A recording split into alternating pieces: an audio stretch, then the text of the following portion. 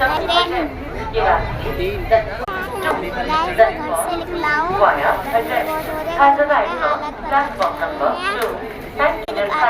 करी है। मैं अभी थोड़ी देर में ट्रेन में बैठने वाला हूँ। आपको दिखाऊं कितनी भीड़ हो रही है।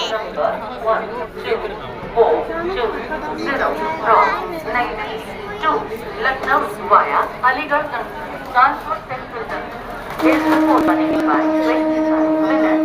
It is expected to arrive here at 13 hours 54 minutes. Inconvenience caused is deeply regretted. Thank you.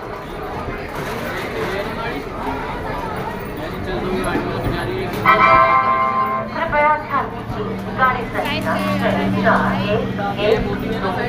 यार मेरा भाई